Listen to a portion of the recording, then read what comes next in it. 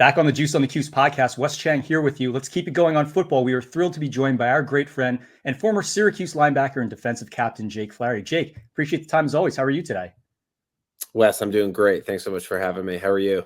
Yeah, Jake, doing really well. I want to get you started on this one. We had you on preseason to talk Syracuse football. You said on that podcast, Syracuse could win 8 to 10 games. We're here in December. Syracuse is at 9 wins. So number one, take a bow. 2, go and buy a lotto ticket. Exactly. So they're at 9 wins, potential 10th win coming later this month. What do you think of the season? Really just so thrilled for those young players and young guys and the coaching staff and all the other folks working with the program. It was so entertaining. I really felt, from a family of Syracuse fans that every weekend was just something to really look forward and to be excited about. And, you could talk about some of the games they lost, whatever. I mean, what an exciting team and product that they put out on the field this past season. Yeah, and part of that is obviously getting one extra game at the end of the year. They're heading to the Holiday Bowl. So are you a fan of the Holiday Bowl selection for the Orange?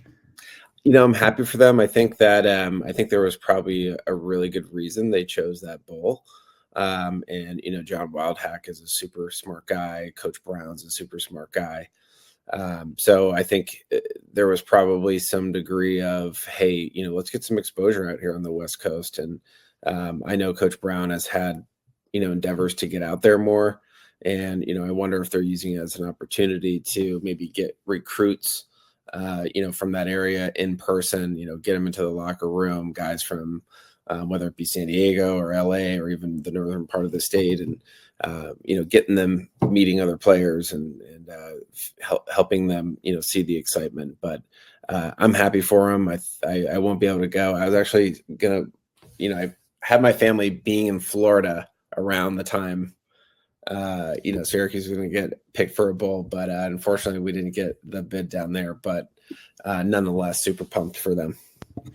So, Jake, I want to talk to you about, your playing days and work it into present. You're a defensive guy, again, a captain of the 2018. You played 4 years at linebacker. So wanted to see what you thought of the defense this year, and then also talk about Justin Barron moving to the linebacker position, as well as, of course, our guy, Marlo Wax.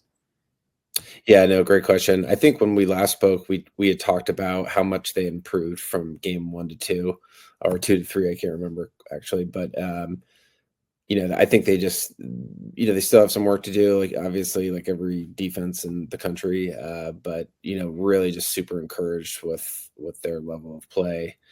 I thought they tackled really well, which is really, I think, a sign of a mature football team who's hungry. I think they run to the ball. Obviously there's some things they could work on in coverage and things like that, and which I think will come, especially with some of these younger guys. But I really think it was great having a leader back there like Deuce Chestnut, who can really come up and play the run, which I think is a wonderful attribute to have as a defensive back. And, I think he'll get better and better with coverage. And I think Justin moving to, from safety to linebacker, I think was a pretty intuitive move. Seeing that Marlo had gotten banged up earlier in the year, but obviously he came back too and made a great contribution. But I think with Justin, I think that's a position he'll probably play in the NFL anyways. They might put some weight on him, but excited to see what both those really talented linebackers do, Justin and Marlo. So we've gone through almost the full season. Can you grade Fran Brown's first year at Syracuse?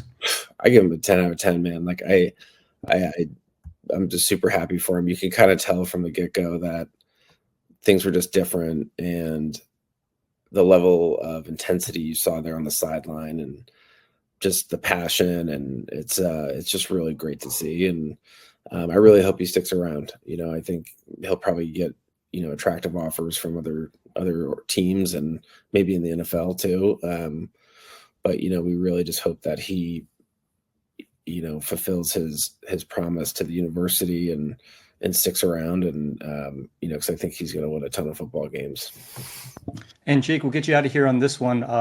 We connected on Terzo, so I want to hear what the latest is. Of course, I want to ask you every time you come on the podcast how things are going there. Again, for those of you in the audience hearing this for the first time, a group of Syracuse athletes formed this tech startup called Terzo. Jake is an integral part of that. So tell us how that's going, Jake.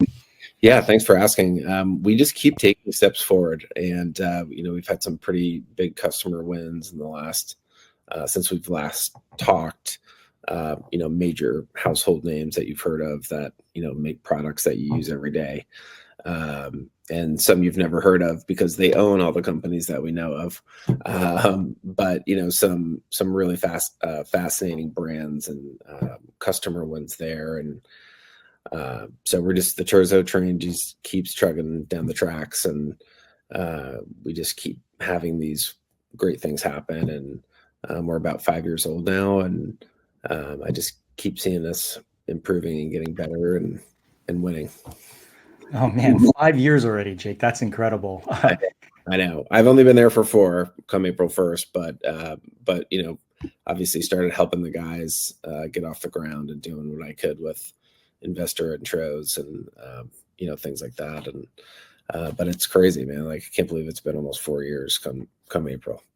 And Jake, if you can believe it, you've been coming on this podcast for 12 years. So we always thank you for the time. We appreciate it. We'll definitely catch up with you soon. And thanks for taking some time with us.